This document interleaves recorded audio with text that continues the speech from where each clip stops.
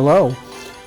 We are gathered this morning to answer some questions that people commonly have about the high school building project.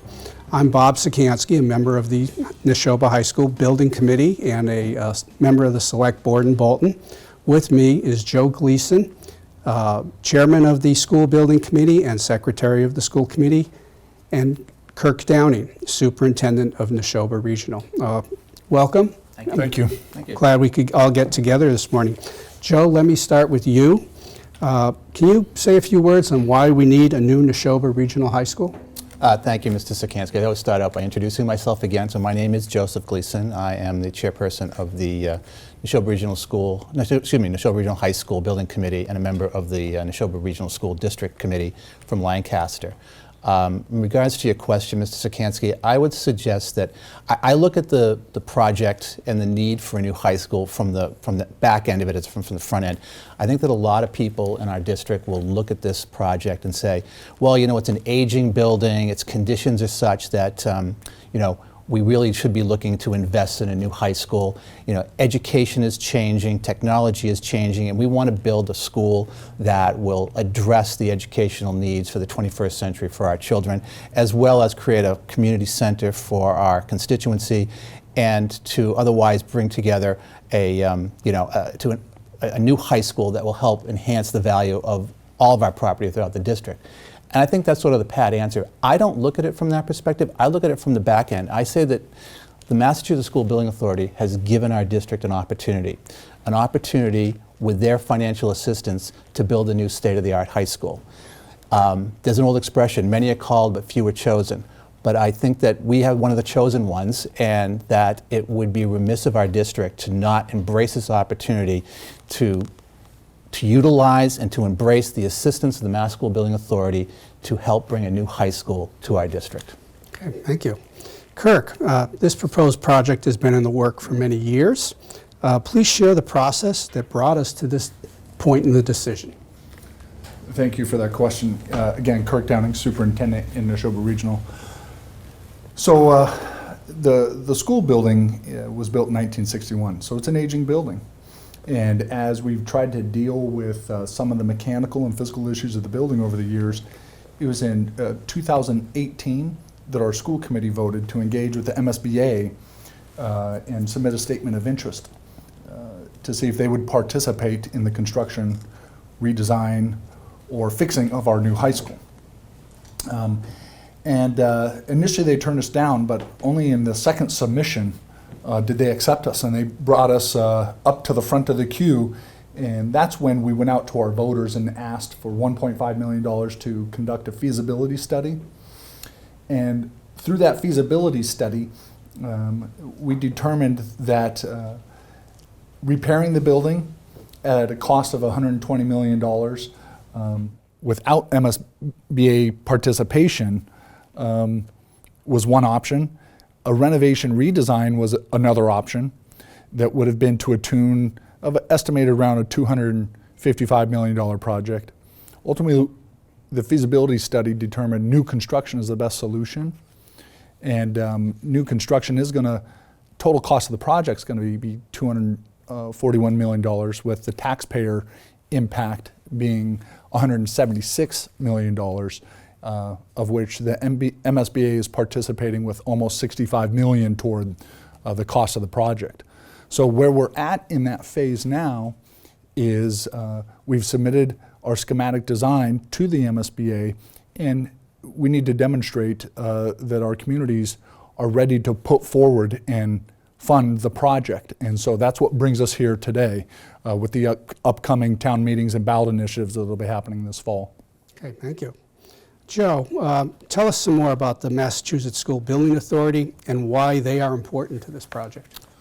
Well, the Massachusetts School Building Authority is a quasi-independent governmental agency that was created in 2004 under then Governor Mitt Romney. The purpose of the MSBA is to oversee what is called the School Building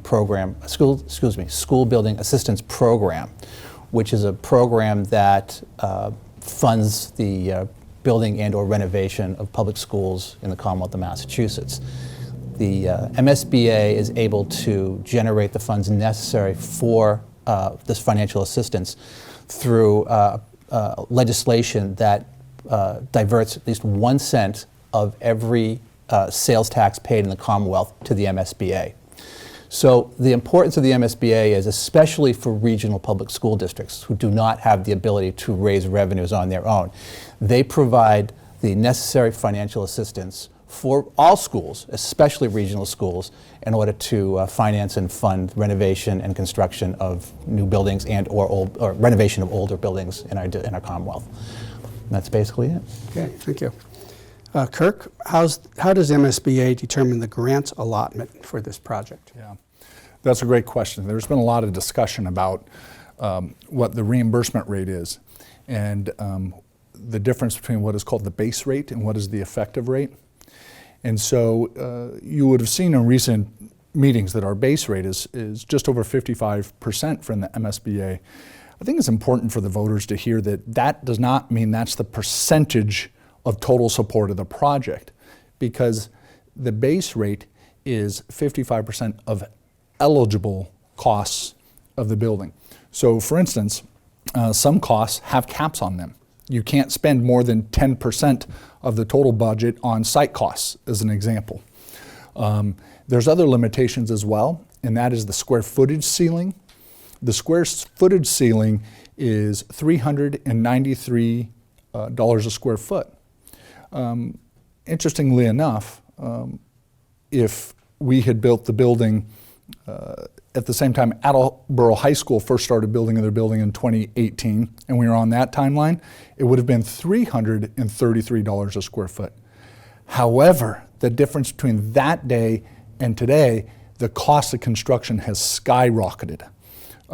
With the pandemic, economic conditions of that same time, as supply chains were interrupted and there were foreign wars going on.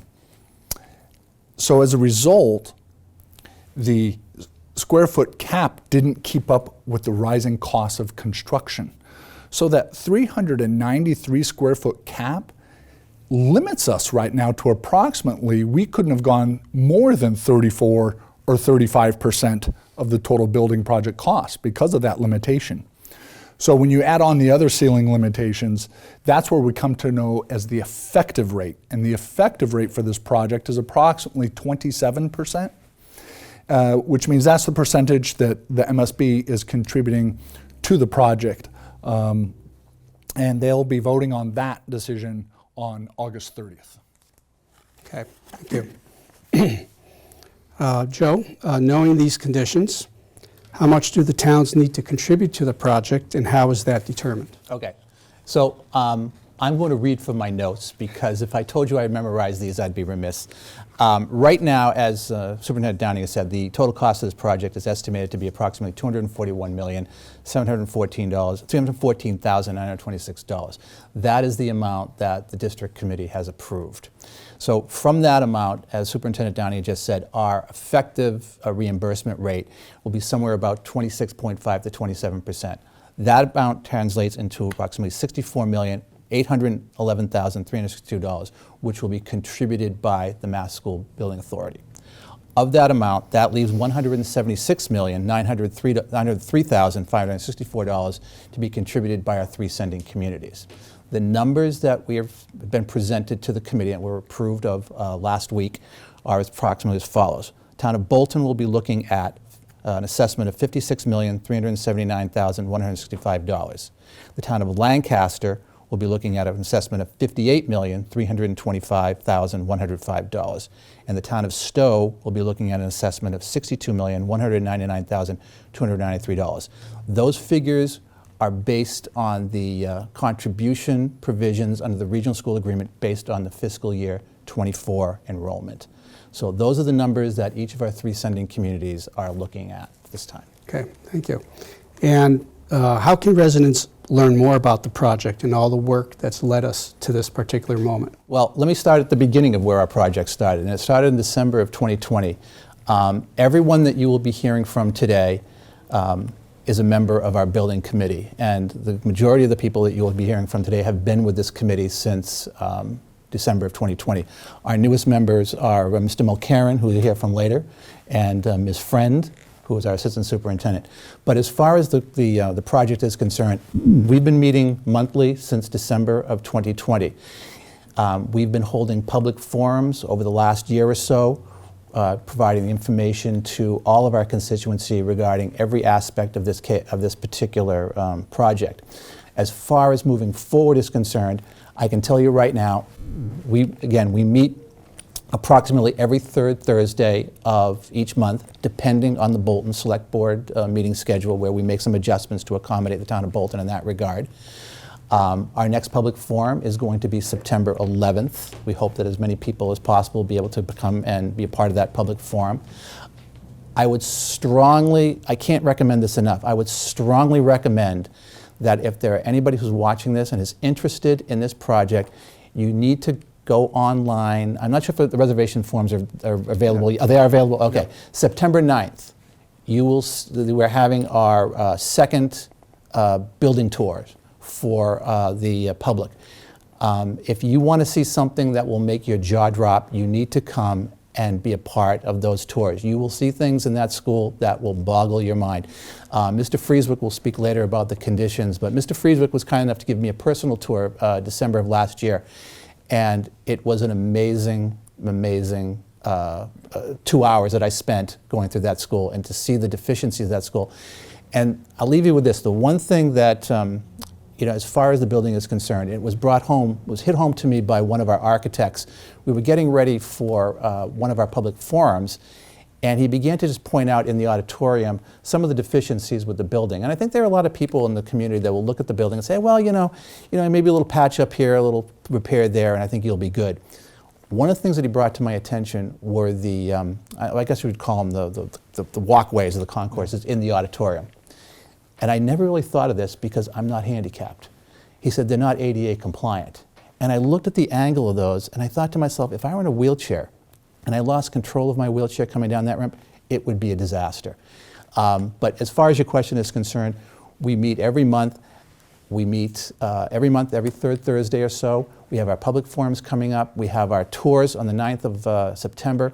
But more importantly, if you want to go back and you want to see the whole history of this project, just about every one of our building committee meetings has been recorded and is available at the district's website.